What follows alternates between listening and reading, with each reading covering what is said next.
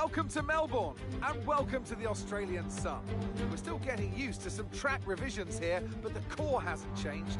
This is a beloved classic of the F1 calendar, and it's time for the Australian Grand Prix. So here we are at Albert Park Circuit, 3.28 miles around, with the streets making for a bumpy surface with little undulation. There are 14 corners around the lake, with the best passing opportunities coming at turn 1 and turn 3. So with the race not far away from starting, here's what today's grid rundown looks like. Sergio Perez will lead us away from pole position, and the smooth operator Carlos Sainz completes the front row. Looking down the rest of the grid, we have the owner driver, Russell, Stroll, Norris, Oscar Piastri, Ocon, Gasly, Leclerc, Hamilton, Sargent, Magnussen, Hulkenberg, Tsunoda, the owner driver, Button, Joe, Bottas, Verstappen, Fernando Alonso, and Daniel Ricciardo fills the last spot on the grid. And with lights out just moments away, it's time to go down to the track. And a warm welcome, of course, to my co-commentator here today. It's Natalie Pinkham. Can we start by having a chat about Sergio Perez? What a quality performance. The big question, though, is how does that translate on race day? Can they hold on to that lead? One more thing to consider is the strategy element. How far can the drivers push these tyres? And who is going to blink first for fresh rubber? It'll be interesting to see if the leaders have to compromise their plan to cover off the cars behind them. Hello everybody, it's race time here in Australia for this full-length Australian Grand Prix. We've done qualifying and now it's time to race. We did the sprint and we got up to third place, so let's now race. It's a matter of coming together with a strategy now, and I think we are going to try and do a one-stop here. If we can get as far as maybe lap 24 before switching over, then we should have a good chance at going to the end of the race. But there are so many variables to consider when you have a full-length Grand Prix. Anything can happen, but for now we're going to target, I think, a one-stop. Okay then, shall we do it? Let's do it. The Australian Grand Prix then. We did the sprint race earlier. We finished third. Where are we going to finish in the full-length race? It's Perez on pole and Sainz alongside us. Lights out.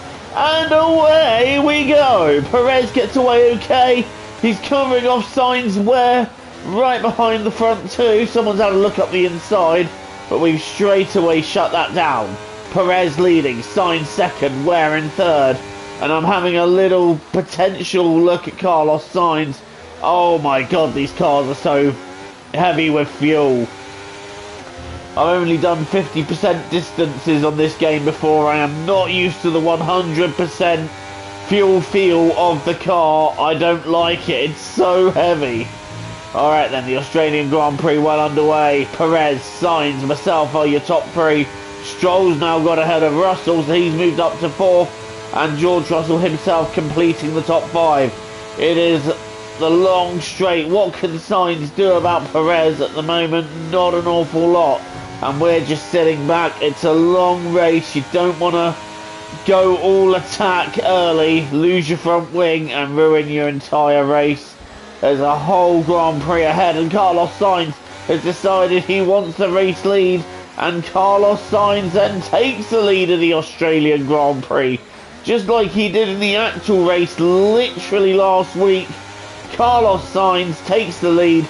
Perez running second then, and I am sitting back in P3. It's a 58 lap race, so there's a long way to go, and the strategy of course is going to play its part. Sainz, Perez, myself, and the three of us then have pulled out a second to Stroll already, so we're starting to open up a bit of a gap to the rest of the field. And I wonder where Fernando Alonso, who started at the back of this, I wonder where he's already got himself up to. The weather forecast for the rest of this race then does seem to be that it's going to stay dry, So the weather isn't adding any variables, but look at this. Look at the run we've got on Sergio Perez. Surely we're going to take second here. We do take second. So straight away getting the move done on the Red Bull. Going a little bit deep though, but Carlos Sainz holding the lead nicely. We've got ahead of Sergio Perez. So I've made my move quite early. But again, long race ahead. Anything can happen. Oh God, I've gone deep there. Oh, I've gone very deep there, and that's Perez taking second place back. That is an example right there of just how easy mistakes come through lapsing concentration, and Perez retaking P2. Sainz sets the fastest lap. I'm sure we'd have had that though if we hadn't have made the mistake. But the one thing that seems clear is that Perez isn't quite as quick as myself nor Sainz. We're going to go to the outside to try and grab the position, but Perez is covered and then he's gone deep, almost brake checking me there. But Perez just, I don't know, he doesn't seem to be quite so strong on pace at the moment. Sainz, however, is checking out while all this is going off, and that is allowing Carlos Sainz, oh that was clumsy, but this is allowing Carlos Sainz to just disappear and skulk off into the distance. Meanwhile, myself and Perez are racing for second. Lap 3 out of 58. Little look at Perez there, but nothing in doing there. My goodness me, this car is so heavy. You really do feel it when you're on 100% fuel load. You feel the difference. Oh, I'm trying to go past Perez there. It's just not happened. But this is inviting now Stroll and Co, who's behind us, to have a go. And we're really struggling with getting past the Red Bull with Sergio Perez, who was super quick in the sprint. He managed to win after Max Verstappen retired, and there's the point. Where's Max Verstappen up to? Right, we're going to have a look at Sergio Perez now around the outside. And we've taken Perez around the outside.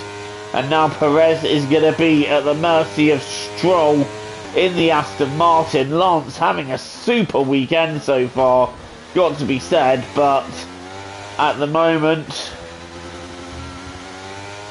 battling, and Piastri's moved up to 5th. Where's Lando Norris? So I'm guessing Norris hasn't had the best of starts. Stroll did have a go at Perez, but Perez just holding him off for now. Right, I think it's time to settle into this race a bit. We're currently running in second. Perez is third. He's going to have Lance Stroll eyeing him. And again, so Perez not really looking particularly quick at this stage of the Grand Prix. But that could all change later on. It's a long race. And I think Stroll has got past Perez. So Lance Stroll, I'll tell you what, Lance is on one here. Lance is on a mish. Go on, Sir Lancelot. Russell's got back ahead of Piastri. Carlos Sainz, meanwhile, just out front. The Ferrari driver doing everything he needs to and then some. Lance Stroll in third, and because Lance Stroll is in third, he's going to be holding back the pack. So Stroll's going to be holding them back a bit, while myself and the Sainz are just building a bit of a lead here. And in fact, the battle is still carrying on because Perez is trying to defend from Russell. So it's not really a case of Stroll's holding everyone back. It's a case of Perez is really struggling at this stage of the race. And I wonder, does Sergio have perhaps just a small problem that is impacting his race? Because that kind of lack of pace isn't... It's a Red Bull. I mean, even though we're on equal settings, it was very clear from the sprint that Red Bull had an out-and-out pace advantage. So that seems to have just gone completely out of the window. And Perez just seems to be struggling with the car. And he's fighting off the attention of George Russell. He's not really got Stroll on him as much. And now Piastri is fighting... Piastri is fighting Russell, so That gives Perez perhaps just a little bit of a breather. But myself and Sainz seem to be running very similar pace at this stage. So maybe it's on us to find just a little bit more to try and close the gap down on Carlos Sainz. But right now, it seems to be that Sainz just has that pace advantage. And he has that advantage of being in P1, which means he's got the clear track in front of him. And he can just control the pace at this stage. Right, 2 secs everybody. Just adjusting my headset to make it more comfortable. And we are go. Past the first sector that time, so...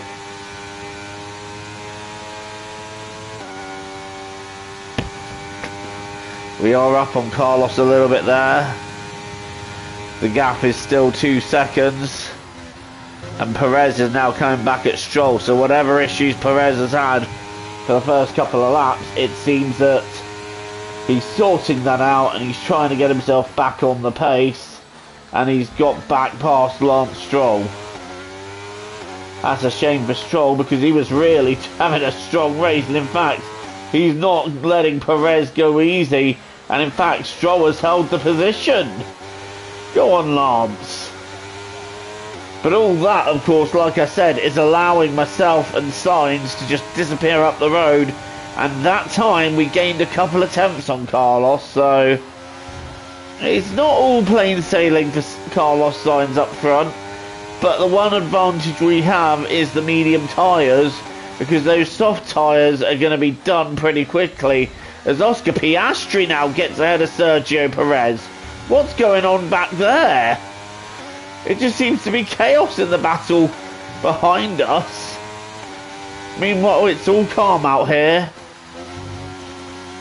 Just a leisurely drive at the moment. We are catching Carlos Sainz.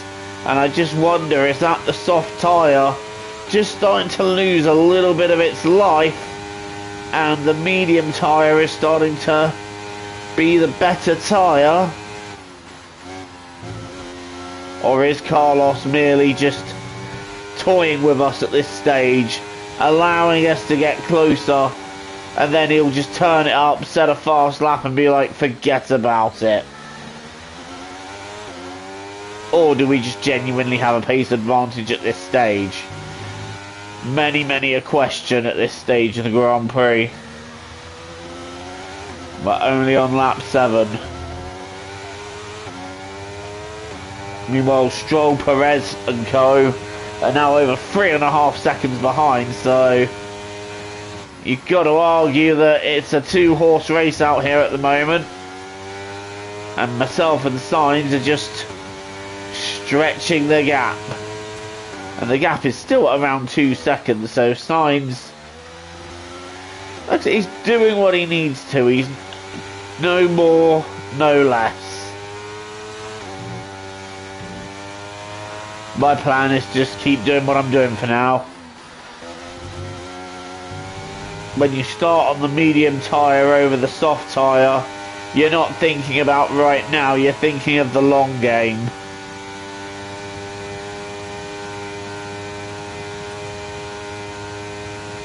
And I think Perez is about to launch another attack on Stroll. But they're already 4 seconds off me and 6 seconds off the race lead, so that's a lot of catching up for Perez. And I think Piastri's wanting to get involved as well. Perez then getting by Lance Stroll, I believe. Ooh, I'm a little bit wide there again. And Perez has actually got past Stroll this time. So Sergio Perez back into P3, and he's going to want to start recatching myself and Sainz, but Sainz, like I say, he's up the road. He's still about 2 seconds ahead. So Carlos Sainz, being the smooth operator he is, he knows how to keep his pace consistent, and he knows how to do everything that he needs to. And Piastri's got ahead of Stroll, so Stroll's not had a good lap. I think Stroll's made a mistake somewhere, because because he's now put the Australian driver moving up to 4th and giving the home fans something to cheer. Meanwhile, we've made a couple of mistakes, and that's allowed Sainz a couple of attempts.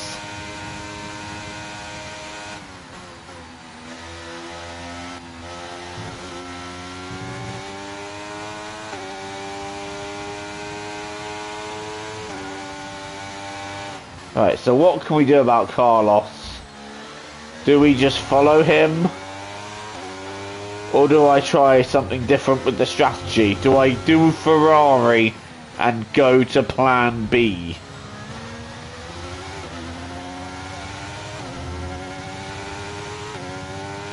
We are going to plan B, plan B. I don't think changing the strategy plan for now is the right idea, I think we're doing the right strategy call for now. Sainz is really quick though.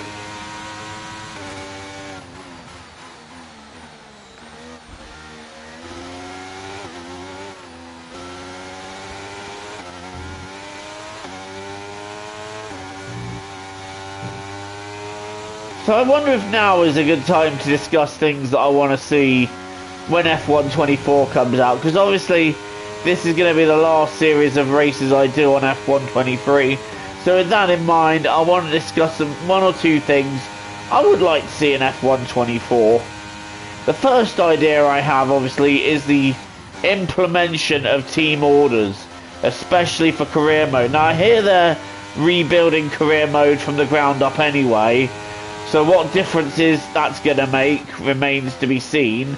As of the point of making this, doing this race and recording this stream, we haven't heard anything much about what specifically they're doing, other than it's getting its first tinker, shall we say, for the first time in years. So I would like to know more details first, but obviously one implementation I'd like to see is team orders. Now imagine the scene. You are driving behind your teammate in career mode, and you feel like you're faster and they're holding you up, but there's no easy way through. Particularly, say, I don't know, you're at Monaco, you've just taken on fresh set of tyres, but you can't get past him and he's in the way. You could then press the button to communicate with the team, I'm faster, get him out of the way, and then your teammate can choose whether they let you through, or whether to say, tough luck, it's racing, fight me. But some kind of implementation of that would be a great idea, as team orders they are a part of the sport, they are a part of Formula 1, and so some implementation of that into the game, that'd be cool.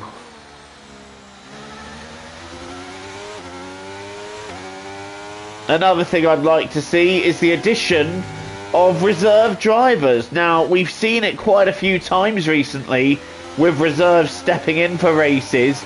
Most recently, obviously, with Oliver Behrman at the Saudi Arabian Grand Prix, stepping in for Ferrari at the 11th hour, while the man in front of us, who is Carlos Sainz, had to have his appendix out. So, while he was in surgery, Oliver Behrman stepped in. So, some kind of scenario in career mode, and my team as well, where a driver can get sick, get injured or whatever, and they're unable to take part, and the reserves step in.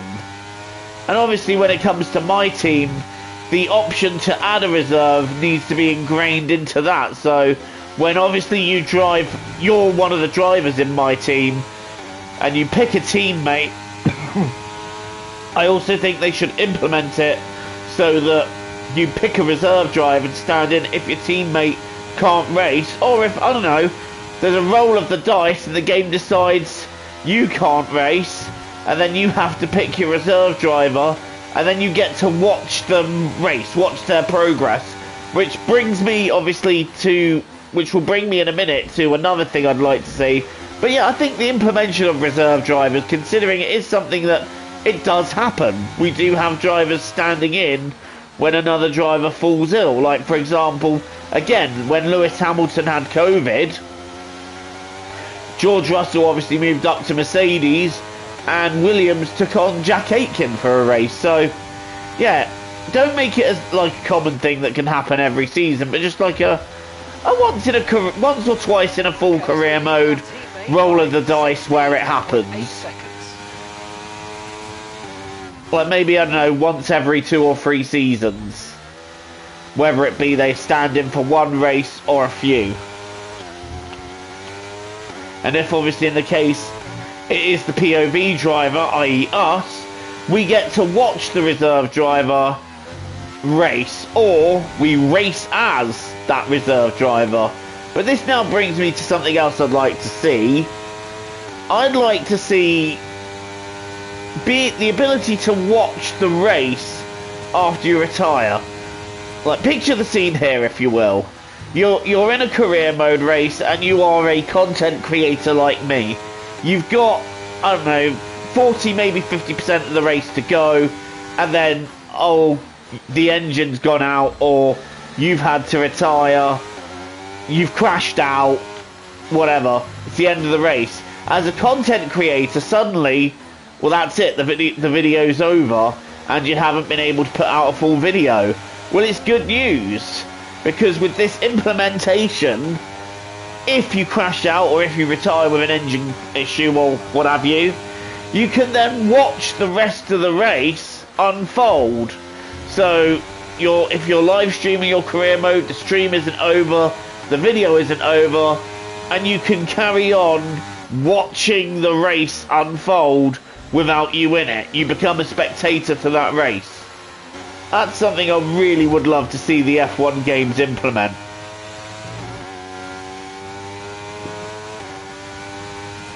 And that, like I said, it'd be good for content creators, as well as people that, you know, who play the game for fun and think, oh, but I was enjoying the race that I was partaking in. Like, I don't know, if you're partaking in a race, it's been eventful already, and then there's the threat of a weather change and something else that is kicking off, and you really wish you'd seen the rest of the race, then you get the ability to do so. Right, meanwhile, while I've been chatting, I will come back to this in a minute, because while we've been chatting, we have caught up to Carlos Sainz, and he seems to be struggling for whatever reason on his tyres, and we have really caught up to the Ferrari driver.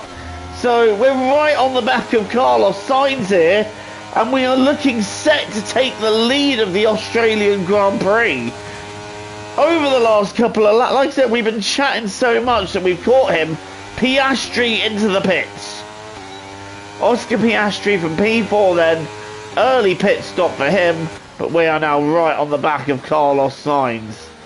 What's the plan here?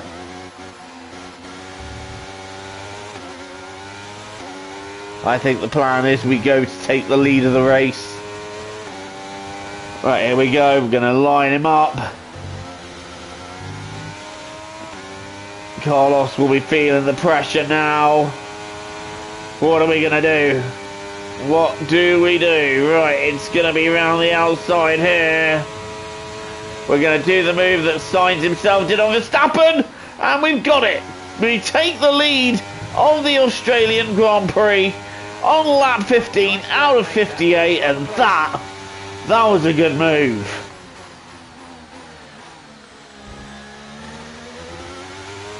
But I think that might be in vain, because I have a feeling Mr. Sainz may be pitting this lap.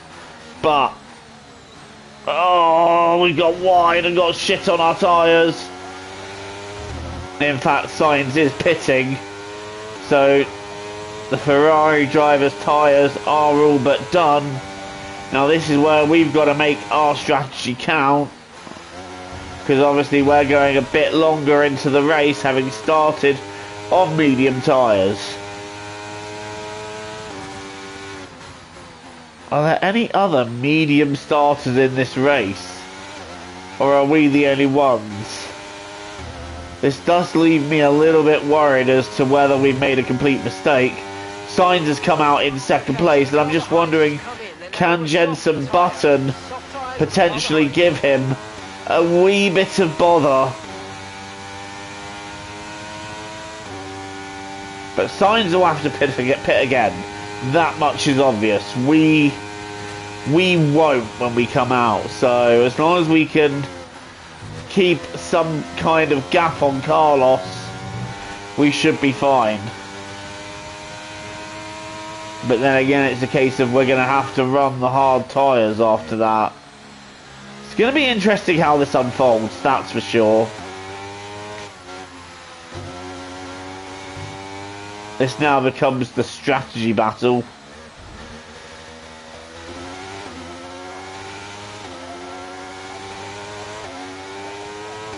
So anyway, I was discussing things that I'd like to see in the F1 game and things I'd like to see implemented, and we just left off with the ability to watch the race after you retire from it, be it you bin it in the wall or there was some kind of mechanical failure. We've also discussed reserve drivers, teammates in the pits, and what else what was the first thing I discussed? I can't actually remember everything I've mentioned. Hamilton setting a fastest lap there.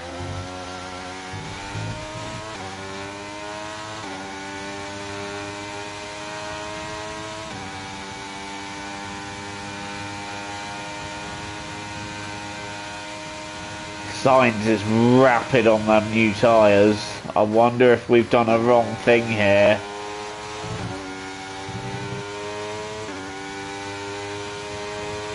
I'm sticking to my one stop because I think for now that'll work. Right, so we discussed team orders, reserve drivers, and the ability to carry on after retiring. And we're not going to discuss that line round there. No need to worry about the tyre condition for now. Everything's looking good. So obviously I said that I wanted to see red flag. I did a video of things I wanted to see in F1 23. And one of the things I said I wanted to see is red flags. Now I'm glad they've been implemented, but fuck me, they were so buggy, weren't they? When they first got introduced into the game, they were absolutely broken. There was just so many things going wrong with them. But I'm glad they're in the game, and they're a feature that I would like to see continuing into F1 24, if not evolving into the game, if you will. So you can have red flags in races, but now add it so that you can have a red flag in qualifying, because obviously, again, if you're doing Q1, Q2, Q3, it makes going out and setting laps critical, and you don't end up doing what I end up doing, which is waiting for the last 3 minutes to set a lap, because that's what I usually do, especially when I've upgraded my career mode car as fast as I'm going to get it and it's a front running car. Then I just think, well, what's the point in going out early and burning out, wasting sets of tyres? So having it so that red flags can occur in qualifying, that would shake things up just a little bit, wouldn't it?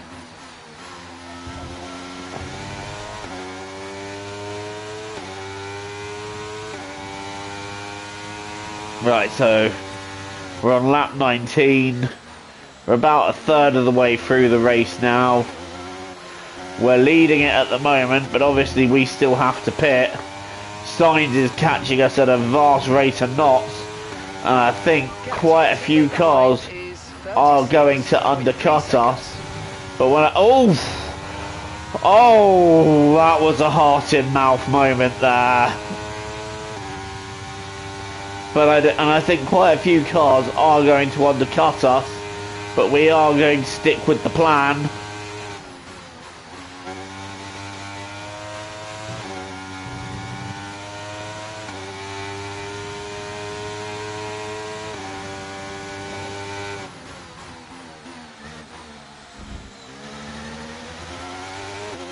So what else would I like to see? I guess more erratic weather. Like there's a very specific weather system in place with the game where it rains for about, I don't know, 20 to 30 minutes if there is changeable weather. But instead of that, why not one 5-minute downpour that completely soaks the track? Because you see it where you come in, you're on inters for a few laps, then you're on full wets, and so on and so forth. So I'm thinking, implement it where you've got a heavy downpour, and you've got to decide whether you take on intermediates or whether you just go straight on the full wets, like sudden downpours like that. And then it suddenly stops as quickly as it turned up. Think, I don't know, the beginning of the Dutch Grand Prix last season, where we had that downpour at the beginning, and then it stopped raining as quickly as it turned up, and we were back on dry tyres very, very soon. Oh, my rear end did not like that corner there at all.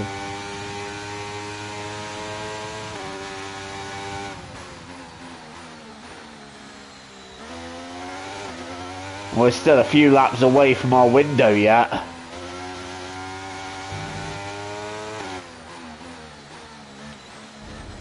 I'm not sure whether to go to plan B or not.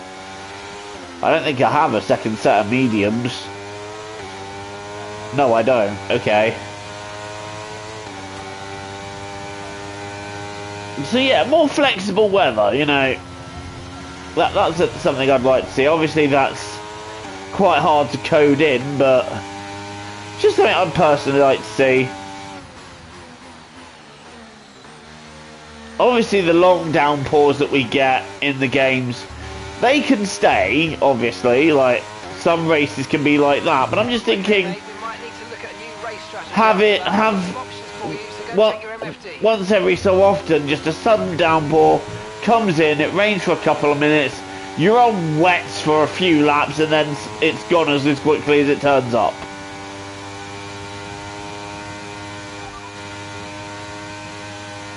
No, I'm sticking to my strategy.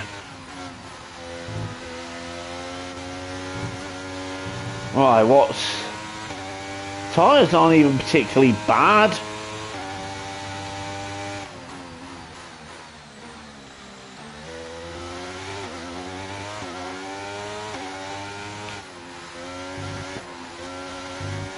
So we are going to be undercut by quite a few people here. I'm not gonna lie, I feel like this has been the bad call for now, but we're gonna stick with it. Perez and Russell are having a fight. Okay, we're approaching the pit window. You're gonna be on softs. No, I'm not gonna be on softs, I'm gonna be on hards.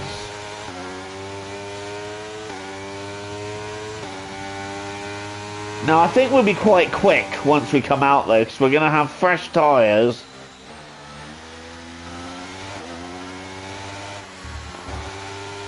So we should be able to get past a few people.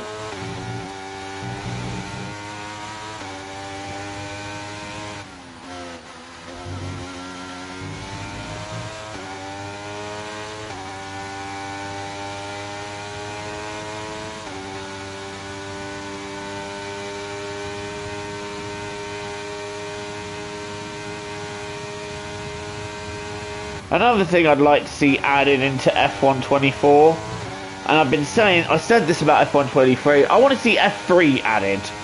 I want to be able to, like, when you go into career mode, you've got to do F3 as well as F2.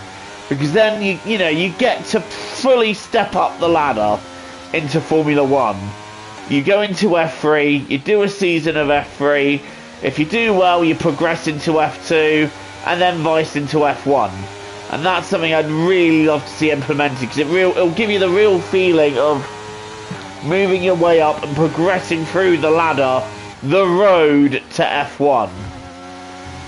And especially with career mode, that'd be such an incredible thing to implement. Okay, so we're leading our teammate by 36.2 seconds.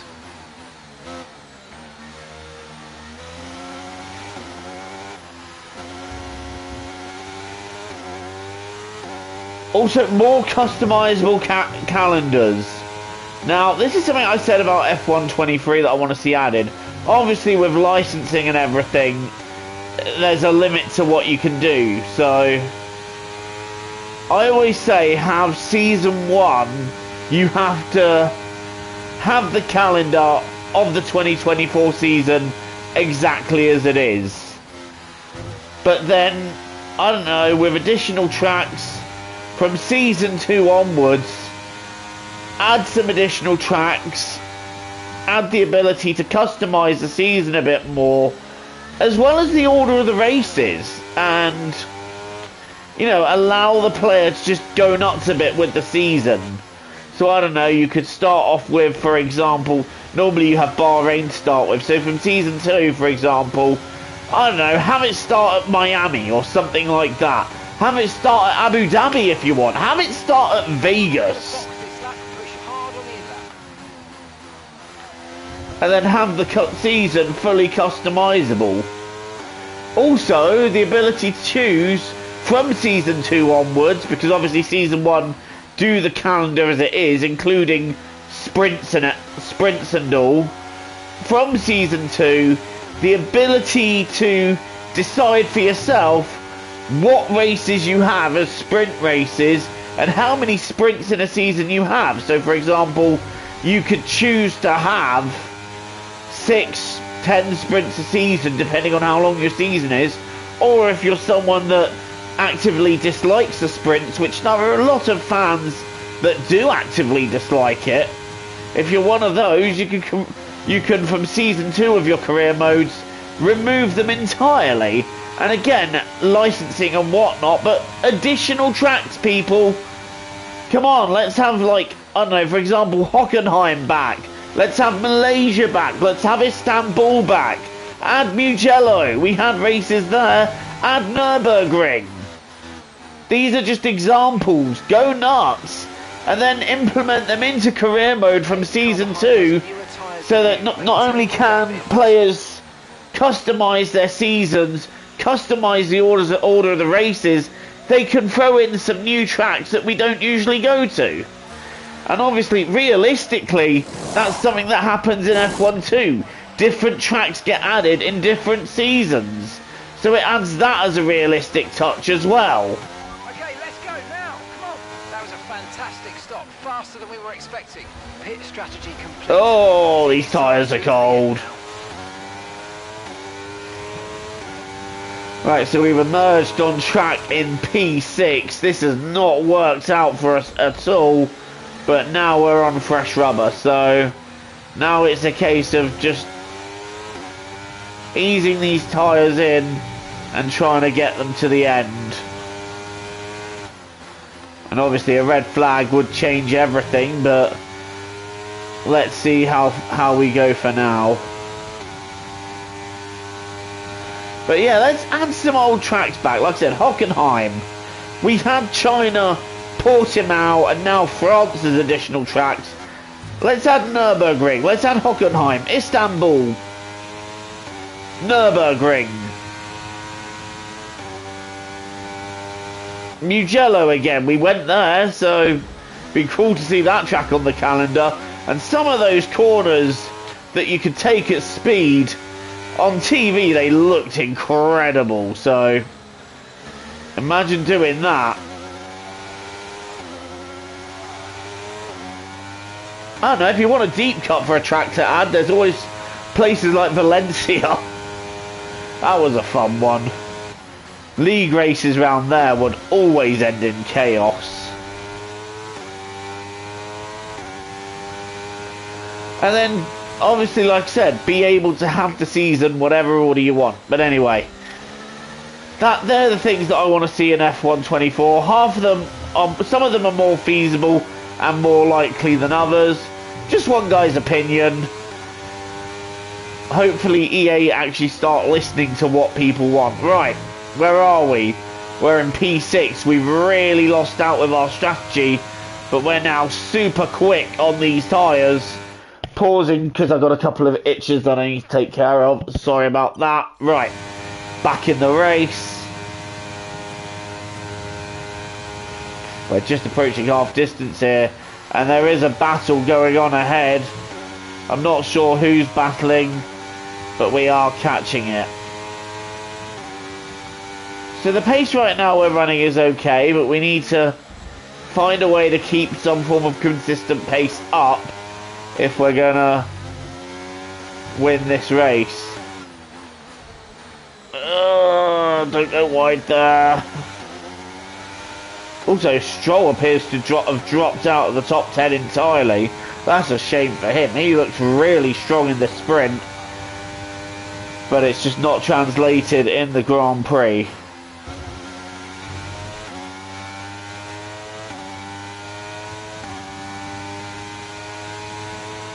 Right, so trying to use our fresher tyres to catch these guys.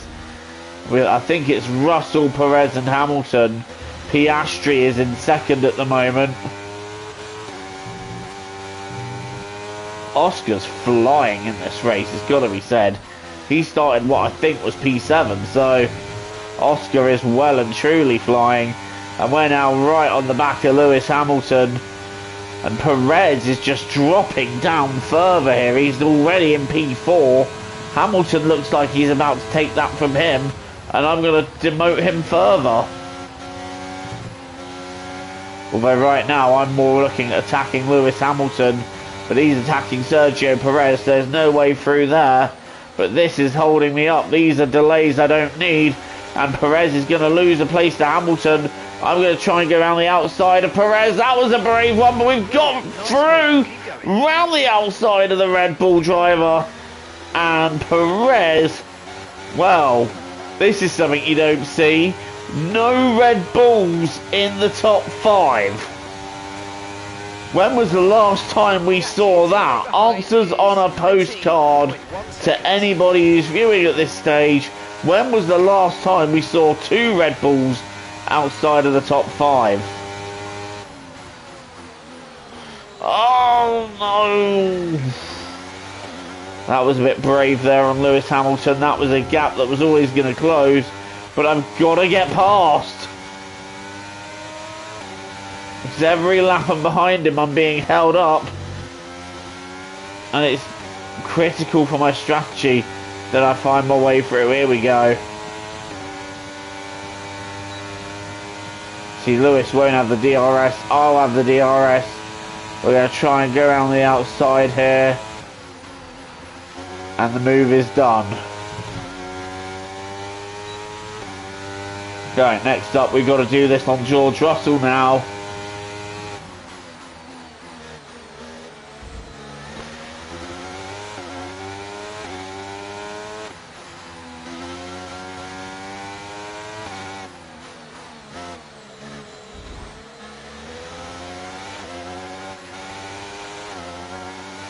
Russell seems a little bit wobbly out the corner. Piastri's back in the pits again.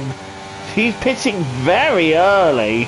I wonder what tyres he's going for as we go down the inside of George Russell and we make it into P2. And now we've got another clear run at Carlos Sainz.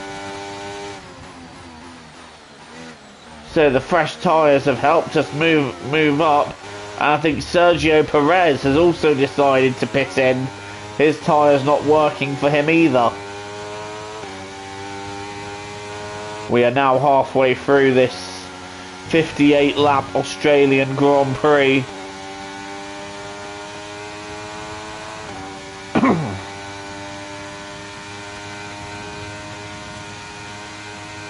And we're bringing the gap down to Carlos Sainz, but I think he'll be pitting as soon as possible now, especially now that I've got fresh air. Ferrari are going to be onto him and say in.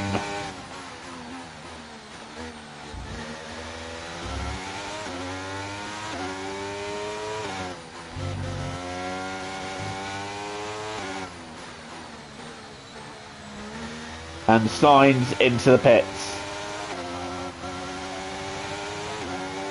Sainz is in the pits. Is anyone else carrying on at this stage?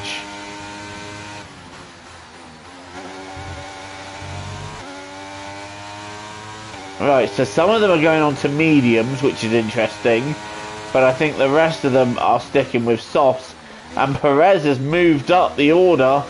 So too has Piastri. Has Perez actually fully moved up? Oh, Perez is in this lap. I thought Perez was in the previous lap. So Perez has lost out quite a bit. I'm sorry, I thought Perez pitted when Piastri did, but apparently Perez lost another position in all that somewhere, so Sergio Perez going backwards, and once again the pack take on soft tyres. So for me, I'm laughing because I don't need to pit, but these guys do. So I'm now rethinking my race and thinking, right, okay,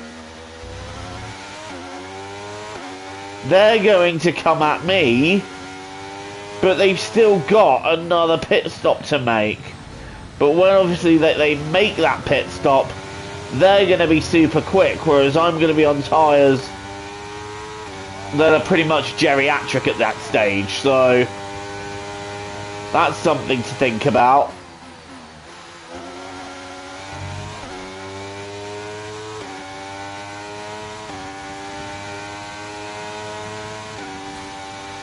I think I might make a late pit stop myself for soft tyres and then get on the best tyres for the last stint of the race.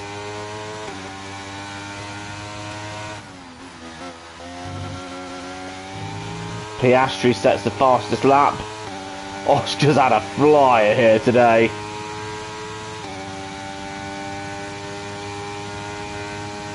So far we're 30 laps in. I haven't seen a retirement yet.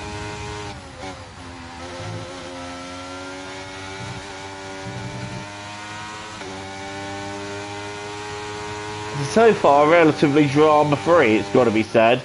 I want to know where Verstappen's got up to at this stage though.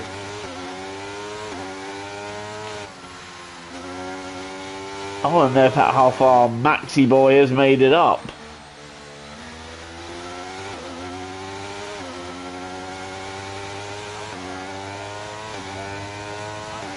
So what lap times am I setting at the moment? 23s. Just done a 1:23.1. I want to see what Piastri does this lap, so I've no doubt it's going to be another fastest lap. He seems to be very, very quick.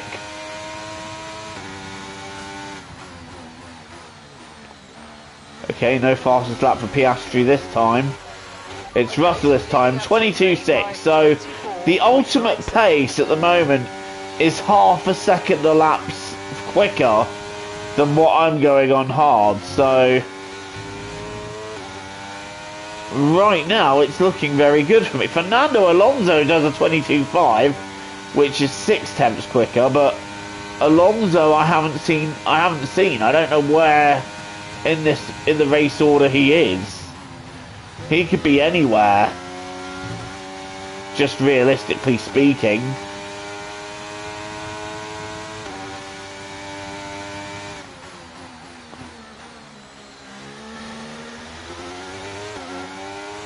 Oh, Hulkenberg's out. Right, okay. Will we see a safety car or anything?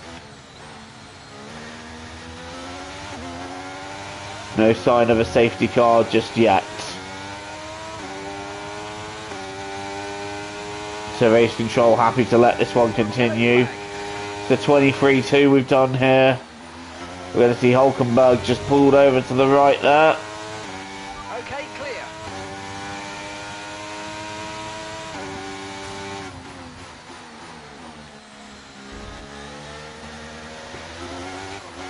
And a 22.5 for Russell again.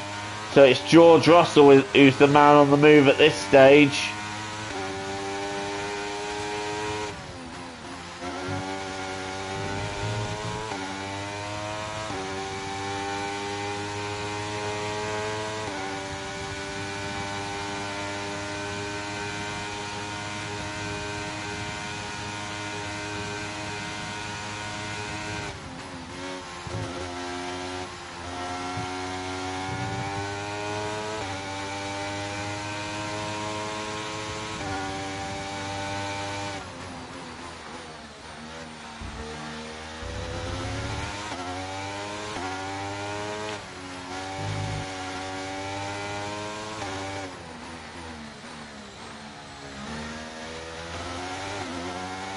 Lap 34 then, and our race pace at the moment, I've got to say, it seems to be very consistent. We've done 23.1, 23.2, 23.2, and that pace is quite good. That pace is strong. Because obviously we've got drivers who are on fresher rubber who are coming after us. A safety car now would have been catastrophic for our race, I'll be honest. So I'm glad that we haven't seen one yet. If we get one about lap 40, 41, that wouldn't be so bad, but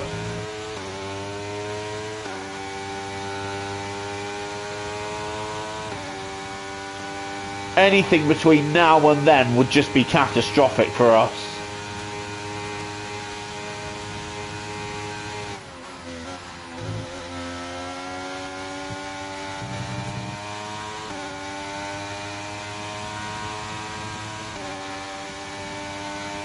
But so far, no major dramas. And let's hope it stays that way between now and the end of this Grand Prix. The guys on the softs are still closing in, but they're not closing in by much. Perez has moved up the order now. Perez is taking 5th, where he's now battling with Hamilton.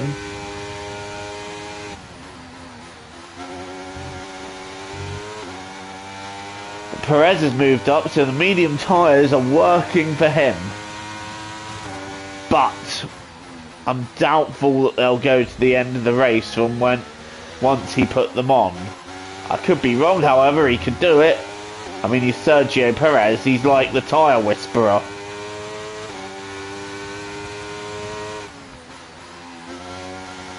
It's going to be interesting to see where he ends up, because Perez, he's been dropping back for the most part of the race.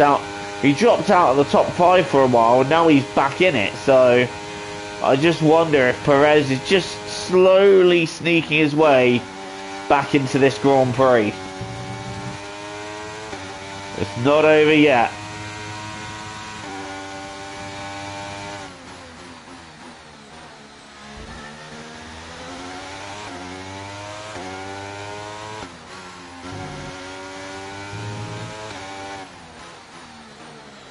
The fuel loads are starting to come down a bit now, and the car feeling less heavy.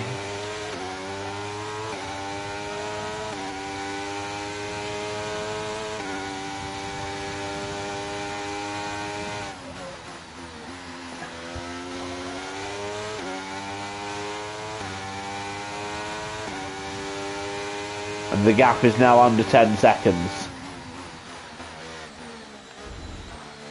But at the moment, I'm comfortable with the tyres I'm on.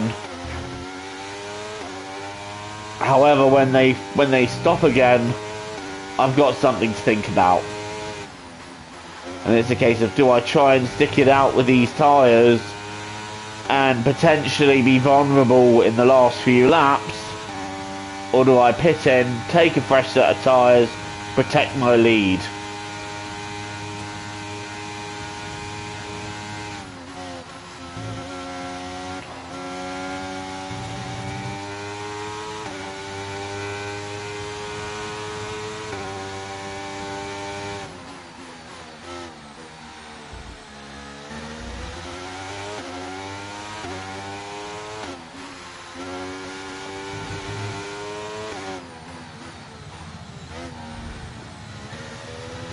Lap 36 out of 58. Leading the way quite comfortably. What's our time here? 23.6. So we are starting to drop back a little bit here. And also Hamilton is starting to attack Perez again. So I don't know if Perez has used up his tyres trying to attack. I know he was an early pitter out of... no, he didn't. He pitted the same lap as everyone else. Piastri was the early pitter, and at the moment, Piastri's pace still as strong as ever, just looking at the gaps. If anything, Sainz's pace isn't as strong as I expected it would be. Like, obviously it's the second strongest compared to everyone, but I feel like Piastri is catching signs a little bit. I don't know if I'm just reading something into nothing here, but I do feel like Piastri has just taken a nibble out of the gap that Sainz had on him. So I don't know if he's just gradually nibbling the gap down or if Sainz is just taking it easy, but it's definitely there. Piastri's definitely pushing him a bit, and Sainz now not quite in the last couple of sectors anyway. Weren't quite on my pace. We pulled out from him actually towards the end of this sector. So I wonder if Carlos has made a mistake somewhere and just had a moment. It's entirely possible. We've got 21 laps remaining, including the lap we are on.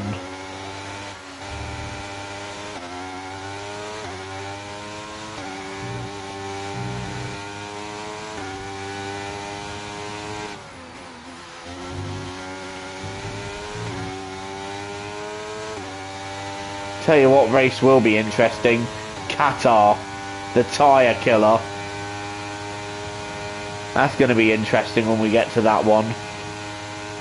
It is on this calendar. I can't remember the order of the calendar, but I know that Qatar is on it.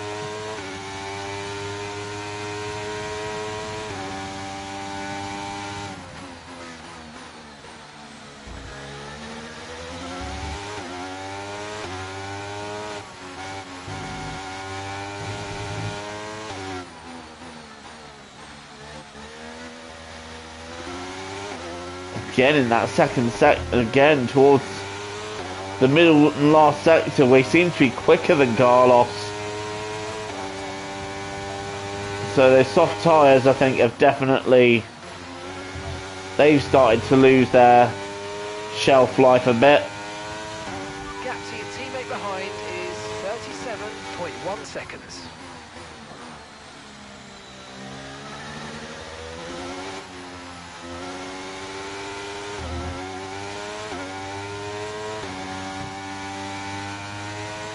Meanwhile, the tyres we're on seem to be doing a fine job.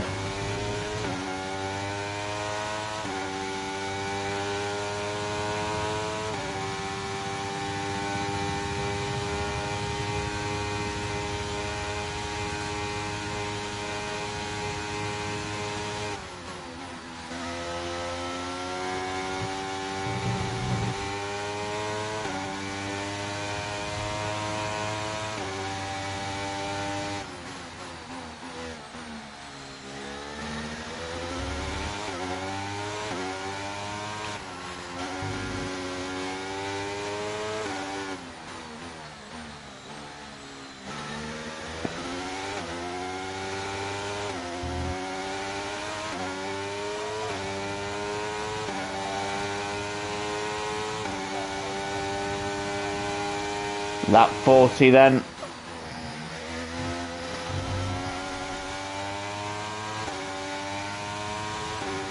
Just under 20 laps to go here.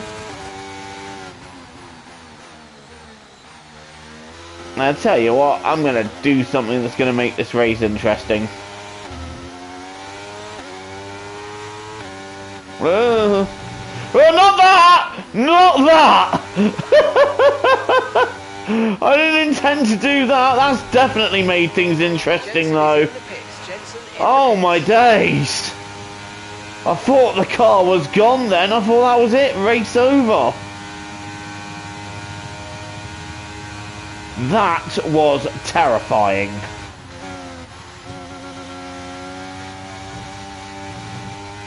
Alright, I'm going to box this lap. Soft tyres will not go the end, so I think I'm going to box twice more. Let's do this on the track. Let's give you guys some action. Will I be able to catch Sainz at the end? I don't know, but you know what? These tyres, I've had enough of these tyres anyway. I'm not liking their feel. So let's get some fresh rubber on. Sainz continues. Right, let's go. I'm hoping we can get out ahead of Hamilton. Looks like a nice stop time. We're happy with that one. Right, that's actually worked out quite well. So we're now into P4. Got to get these tyres warmed up. Perez and Hamilton still having their battle. But now we've got brand new softs. And I'm ready to do business.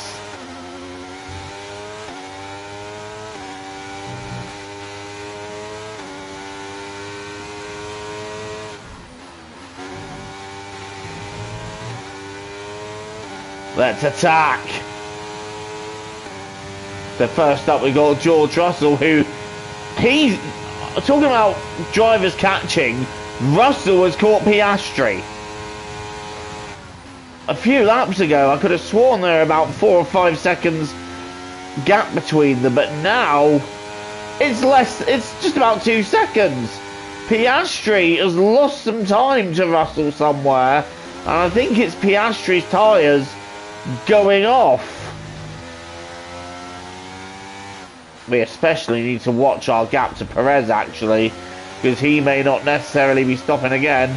But this is what the fresh tyre advantage means. Our gap to the car in front is... Because look how close we are to Russell. Oh, the fresh tyre advantage is massive in 100% races. We're not even talking a slight difference here. We're talking a massive difference. Try and close the gap. It's like I'm in a different formula.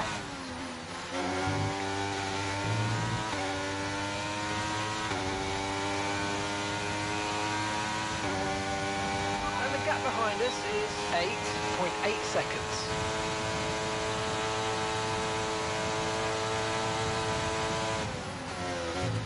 It's like Russell is in F2.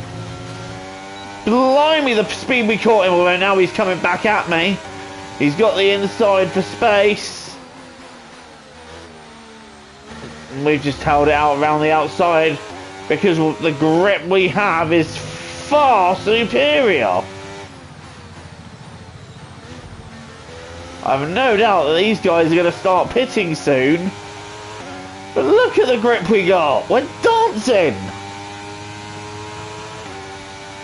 And a 1:21.1. Now they were doing 22s in there when they were on the prime on these tyres, so the pace is extraordinary.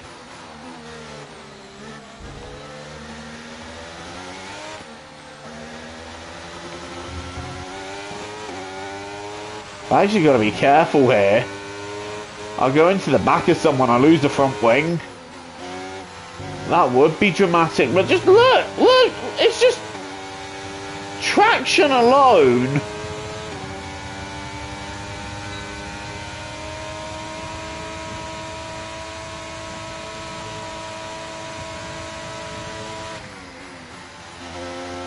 That is how I'm making the advantage.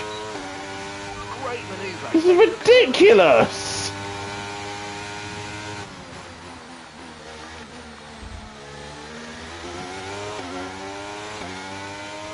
I mean, obviously we're going to need to pit again. These won't go to the end. But my goodness me!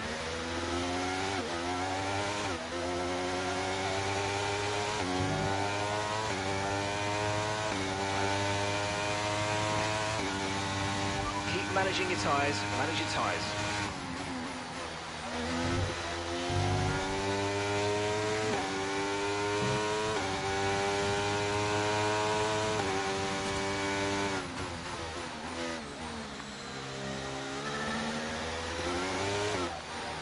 We've caught up to Carlos Sainz and George Russell. No, Piastri's in the pits again, so Piastri once again the early bird to stop.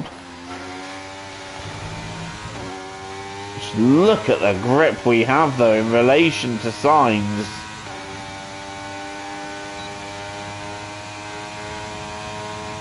We've already caught the Ferrari.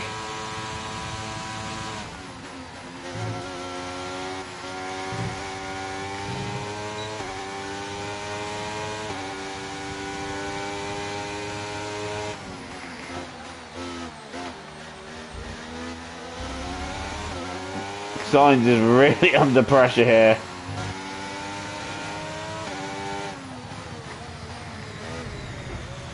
Oh, there was a little touch there. But I think Sainz is pitting anyway. As we go on to the marbles. So Perez will stay out another lap, I'd assume. We got back markers! We got back markers! Right, so the rest of the pack are now pitting in. And this is Lance Stroll we're lapping. Damn, what happened to him? Perez has gone on hard. He's going to get eaten up at the end.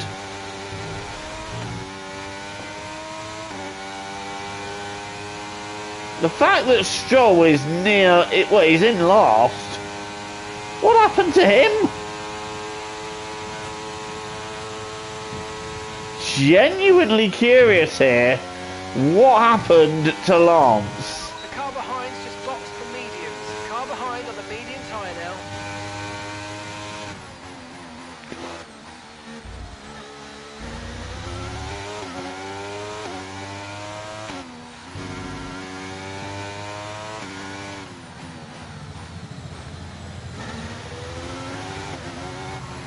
Right. Let's get in then. Why did you respawn me? Right, let's get in one last time then. Get onto the tyres, we're going to take to the end of the race. Perez is out! Ooh. Okay, off we go, back into the race. Perfect job from you and the crew there, mate. With the Right, here comes Sainz and Piastri. And we're ahead. The Sainz might want to go, but we've kind of boxed him in.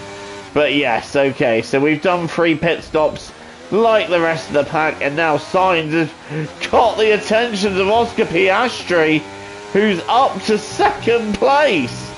Piastri has driven a stormer here.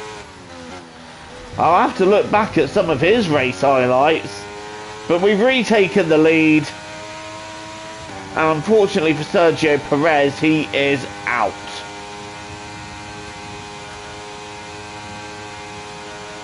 I wonder where Max is in all this. Caution, caution. So this would be where Perez went out. He had a car issue of sorts. He's parked up. We've now got just 13 laps to go, and Sainz wants P2 back on Piastri. But he's not getting it. Piastri's holding it. I reckon now the best thing we can do, try and build a lead on Oscar Piastri and bring this home.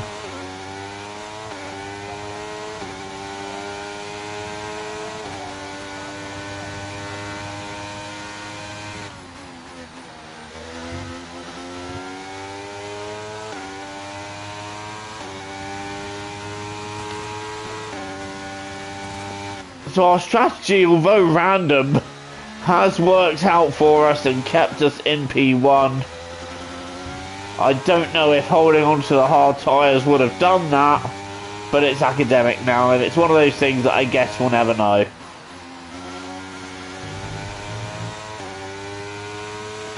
But I've still got to bring this home yet. There's still 12 laps where anything can happen.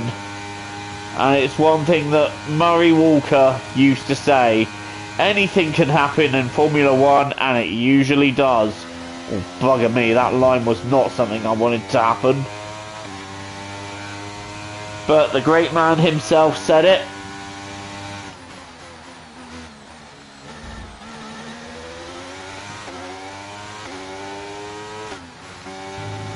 I tell you what, we aren't home and dry with this one just yet. Piastri in that last sector definitely showing he was more than capable to keep up there.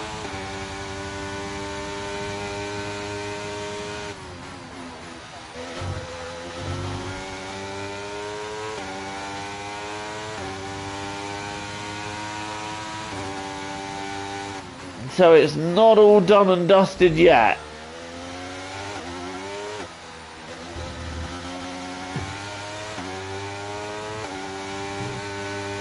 I'm hoping that Piastri and Sainz battle each other. But let's talk about Russell in fourth. Great performance for George. And his pace all through the race has been quite strong. I really thought at one stage he was going to factor into this race, pass Piastri and maybe have a look at Sainz. And that never really developed. But maybe he'll catch the pair of them towards the end. It'll Constantina and they'll have a little battle. Who knows? As we head into the closing 10 laps of this Australian Grand Prix.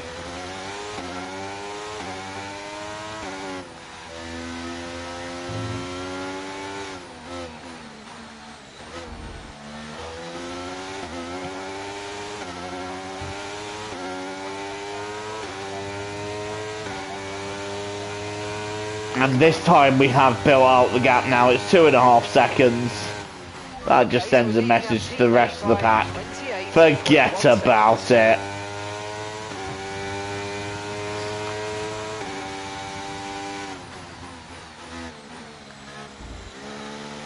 Teammate status.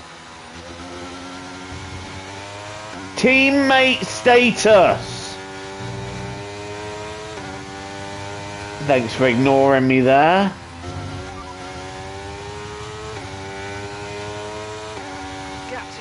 Behind is 28.6 seconds. They're on old mediums. They're 8th. Oh, so Jensen's up to 8th. Not a bad job for Jensen there. Hopefully he doesn't have to pit again. Piastri's coming back at Sainz. Those two have not finished with each other yet. Sainz was checking, as you may remember, eons ago in this race, Sainz was checking out. Obviously it's not really unfolded in favour of Sainz. And he's still got Piastri behind him, and George Russell sneaking up to the two of them there, so Russell still may nip P2 yet. There's still things that can happen. But all the drama is behind me. Right now, all is well.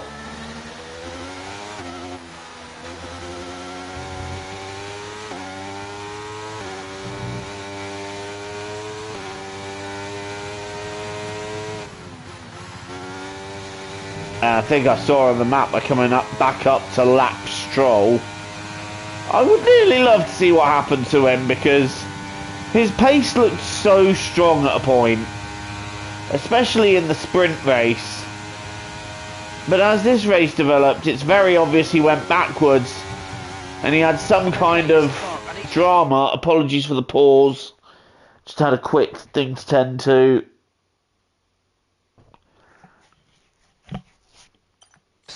Right, and we're back in the race. But yeah, it's very clear that Stroll had some kind of issue to tend to. Because the way he fell down to stone dead last, to me, without a problem, I don't think that would have happened. So I reckon he has had some kind of issue or drama, maybe a collision or a spin, that has put him at the back. But either way, it's a shame because he looked so strong in the sprint, and it's just all gone wrong for Lance in the main race. We now got Albon out of the race. Will we see a late drama here? Potential safety car? I don't think so. Albon has peeled off to a safe place of the circuit there. Caution, caution. And that's Albon's day. Well and truly done. Piastri's back up to second then. He got ahead of Sainz, but the gap is now 5 seconds, so... And Sainz is still right up his chop, so... I don't think Piastri's quite going to get away. Meanwhile, there is Stroll just ahead of us.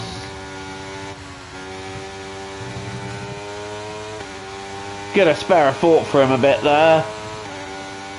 I will have a look after the race is finished, just what drama unfolded or what manner of thing happened that put him this far down, because I don't think it happened organically, as Sainz has now got back ahead of Piastri, and those two, I think, are well and truly embroiled with each other.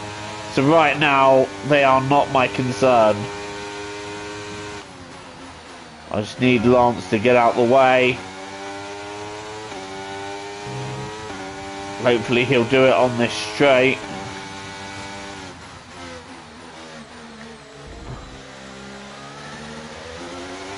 Three retirements then from this one.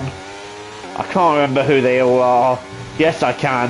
Hulkenberg, Perez and Albon all out of the race. We got 19 cars out of the 22 who started still running, and we got 7 laps to go.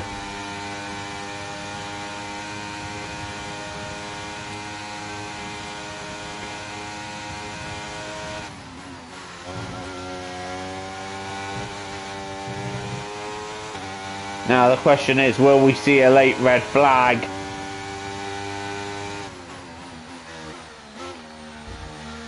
Or a late safety car?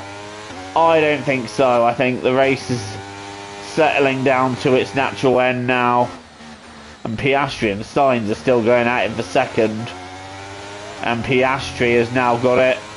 And I think Australia is going to go into raptures.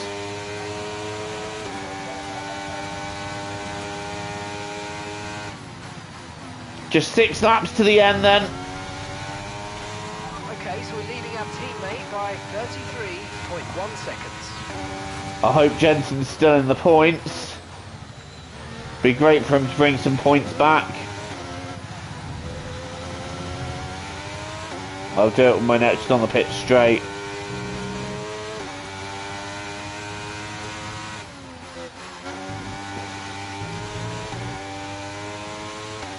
And we are well and truly clear now of the guys behind us.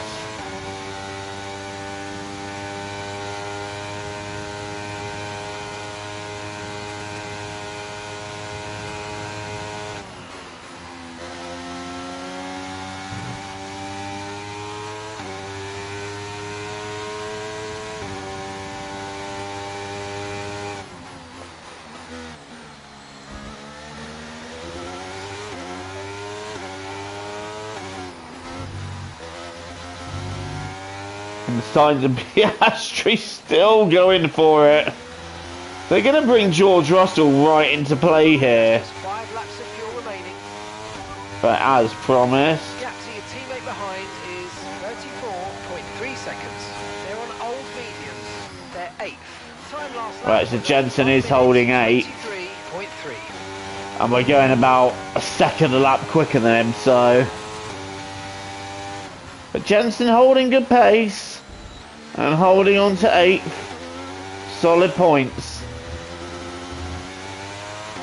And now everyone's converging on Stroll.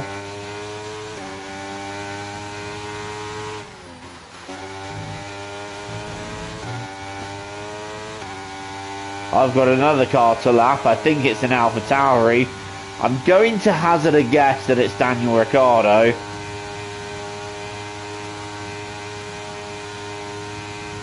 He's had a miserable old day, hasn't he, if that's the case.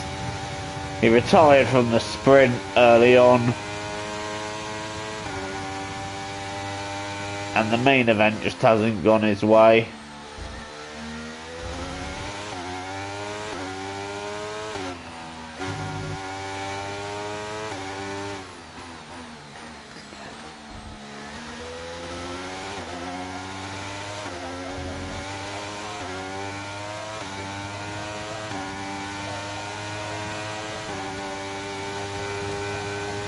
We'll find out soon.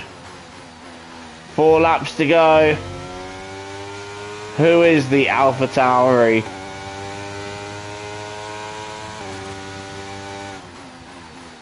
Oh, it's Tsunoda. So it's Tsunoda that's had a miserable old day in 18th. I mean, not quite as miserable as Lance in 19th, but still. Russell's dropped back. That's interesting. Russell, I thought, was still close to Sainz and Piastri, but he's dropped back a bit there, so I wonder what's happened to him. As Tsunoda, I think, is going to get out of my way. Yes, he does. Tsunoda stays out of the way and gives me a helping of DRS, so cheers for that, Yuki. Most appreciated.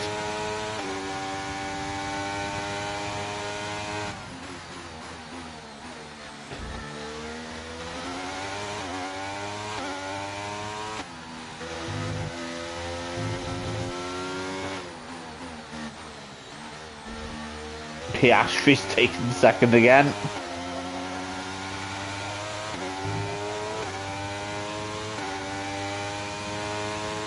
Those two have had a great little battle towards the end of the race.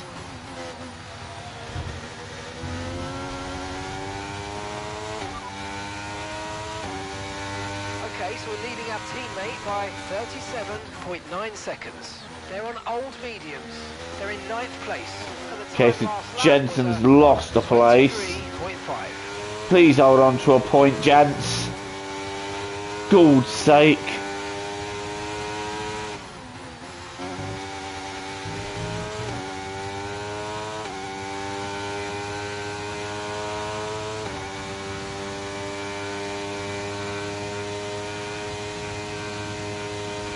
Oh, fucking hell.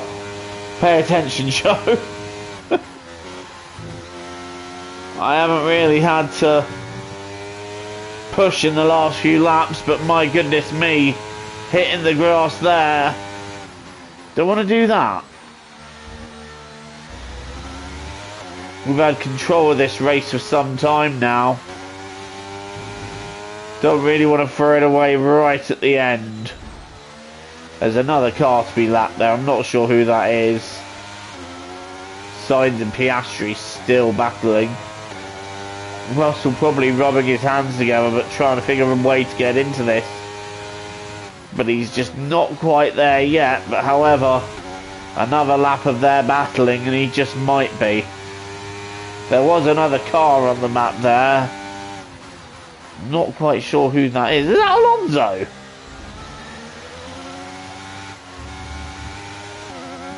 Is that Alonso in 17th? That's a disappointing show for Alonso if that is him. Be very surprised if he hasn't found a way to move forwards. Speaking of, where's Max in all this?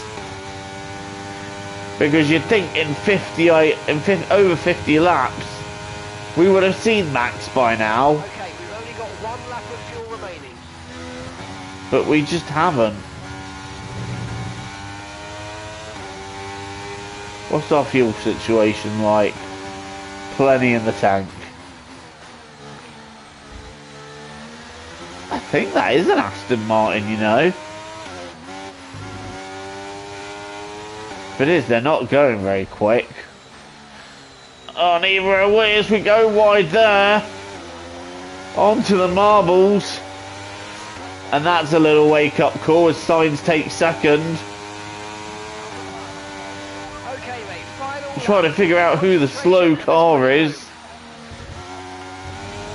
I think it is Alonso. You know, let's have a look at the race director. Who is in 17th? It is Alonso. Blimey, Alonso's had a miserable day.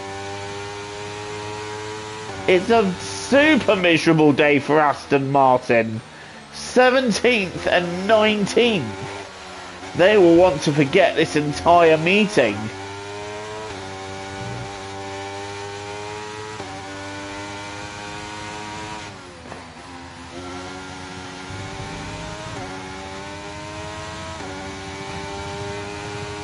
No such issues for us though, as we cruise round on the final lap. We were in 3rd to start with. We had a bit of a battle with Perez, and then we managed to clear Sainz on strategy. Since then we've just been in full control of this race. It may not have been as exciting as the sprint,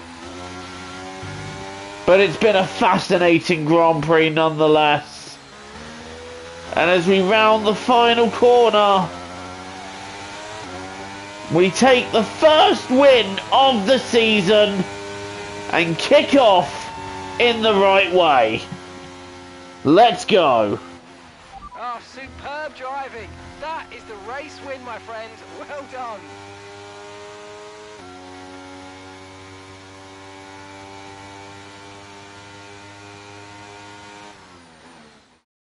Another superb Australian Grand Prix comes to an end then, and it's a thoroughly deserved victory.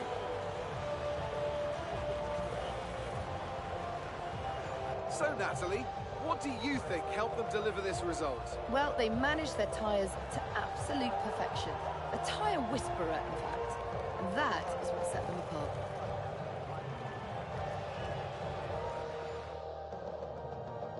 Well, I'm thoroughly exhausted after the excitement of that race, but I'm sure it's nothing compared to our drivers here. They've worked hard to make it up there, and it's great to see them make their way onto the podium now.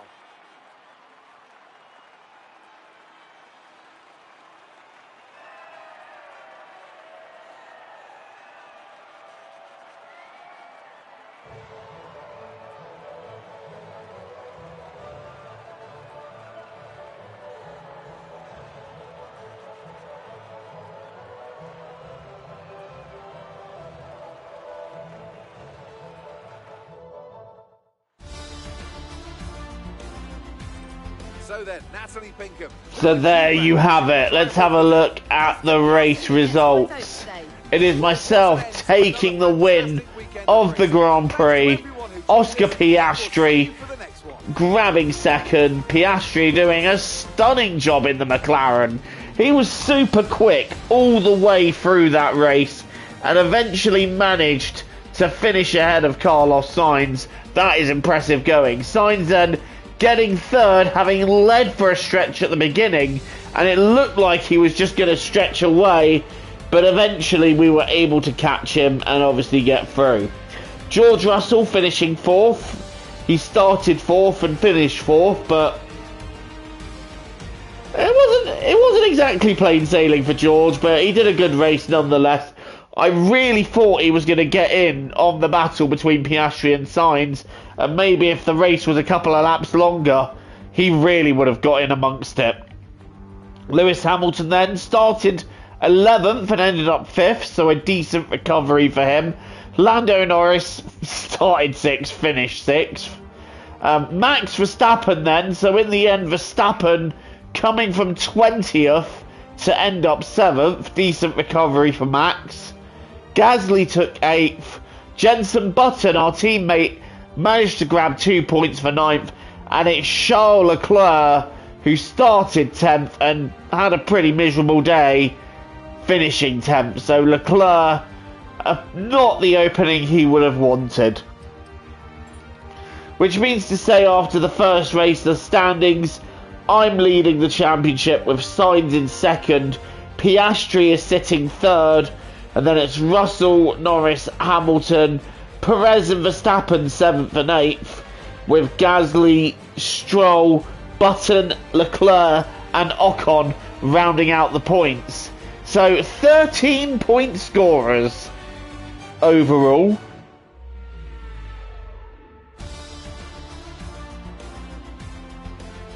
And it just goes to show that just because you did well in the sprint does not mean you're going to do well in the feature. And Leclerc did well in neither. Ocon did well in the sprint, but he didn't seem to be anywhere in the feature. And we're top of the constructors with McLaren 2nd, Mercedes 3rd, Ferrari 4th, Red Bull 5th, and then it's Alpine and Aston Martin who got all their points in the sprint. But I would like to see the replay now just to understand what happened to Stroll, because at the beginning of the race, here you go, as early as lap 6 he was in 3rd place and he seemed quite quick. There's Perez, who we now know didn't finish the race, but I just wonder, did he clip Perez at any point? Hang on, let's have Lance's POV.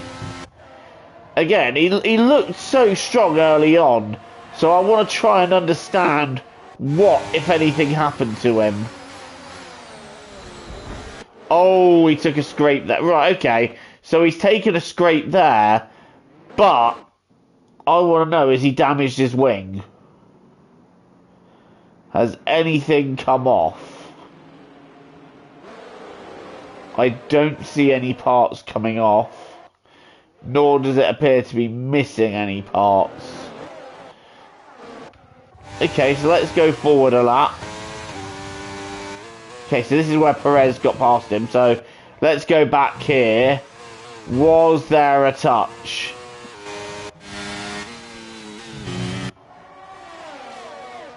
It doesn't look like it, it just looks like Perez is through without drama. Nothing to suggest any dramas there. Okay, so now we've got Piastri through. Was there a hit with Piastri? Okay, Piastri got through quite early in the lap. So where's the Piastri overtake? It's going to be here, okay. It's right on board with Lance. Was there any contact? Nothing obvious.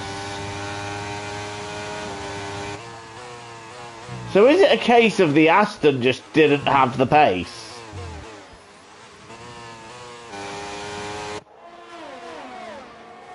I'm not, because one thing I'm not seeing on Lance's car is any particular obvious damage.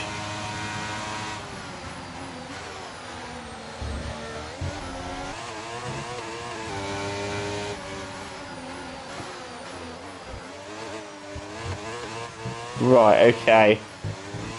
I'm trying to figure out, see, I'm still trying to figure out what happened to him. Did he make an extra pit stop? Okay, so Perez is quite close here. Okay, nope. Right. Okay, so Lance pitted in. So Lance has pitted in lap 14, lap 13, lap 14.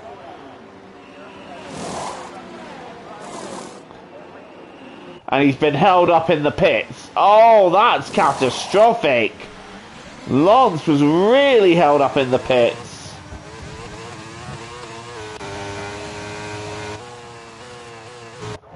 But here he goes, he's getting past Albon here, so he's trying to recover his race. Well, I want to see this. I want to see Verstappen here. Hang on, we're just going to keep a. I just want to have a look at this Verstappen overtake on Sargent. Right, two cars got very close there. Was that Stroll? I think that was. Oh, that was a tap. That was a tap, but again, I'm not seeing any bodywork flying off the car.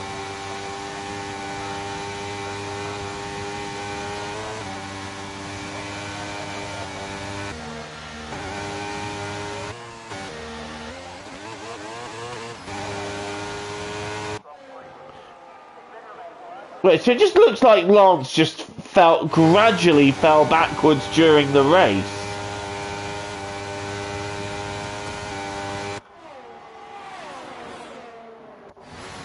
So I'm guessing he must have had some kind of car issue that we weren't told about, because look how slow he is. And I just wonder if Fernando had a similar issue during the race. Meanwhile, this is Max Verstappen getting himself past Charles Leclerc on lap 35.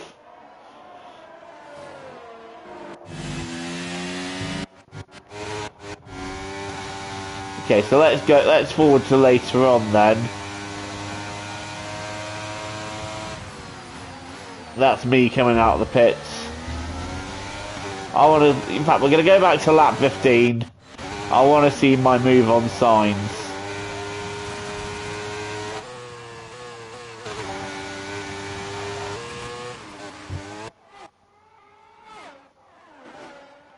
You can tell Sainz is struggling with his tyres at this stage, because we've just got such good traction. That is so close. And this is where we go round the outside. Oof. That looked a lot closer than it actually was, but still. There's that move done.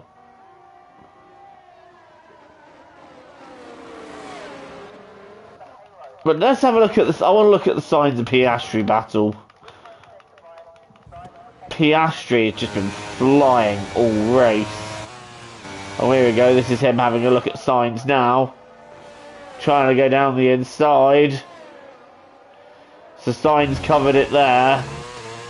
But when we get later on in the lap, I feel like this is where Piastri was able to capitalise. I love watching the race afterwards and just looking at how things unfolded. Tell you what, Ricciardo's day wasn't miserable at all. He finished 12th. He was 2 places away from the points. If there was any further dramas at the front of the field, he would have really cashed in on that. Right, so when did Piastri get the move done? Oh, we had a look there.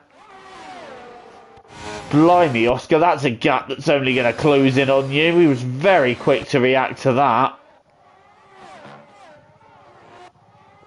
Here we go, I reckon this will be it. He doesn't do it here, just set it up. And I reckon this is just going to be a straightforward round the outside. Here he comes. And Carlos with not a lot he could do to defend it.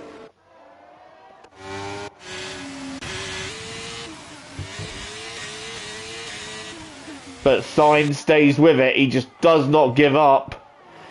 Car 55. Not giving up at all. Here he is, the smooth operator. Sticking with Piastri. With the help, I think, of the 4 DRS zones we have around here. I mean, that's a bit excessive. But there you go. There's Piastri getting that move done. There's Sainz, sorry, getting that move done. And on the last, look at this. Russell was involved. Because I think Piastri had got back past Sainz before then, and he had. But let's just look at George's POV here. Piastri has got past again, and George is really thinking, can he get amongst this for a podium? But we're going to forward on. Look how close he is. It's so tantalising. But Oscar, I mean, Oscar, I think within Piastri's seat, it was a kind of attack Sainz or lose third. So Piastri going for second in the end, making it work for him. And I think the Australian crowd would be very happy with that. Sainz really tried to put up a defence there, but he just wasn't able to. And Piastri in the end coming second. Okay, so those are your results for the first race of this season. Thank you all so much for watching. Until the next one, I've been Joe. Thank you all again for watching. Don't forget to like and subscribe. Until the next time, TTFN, ta-ta for now. Take care. These are your standings moving forward. The next race, we'll have a look and see what that will be for you.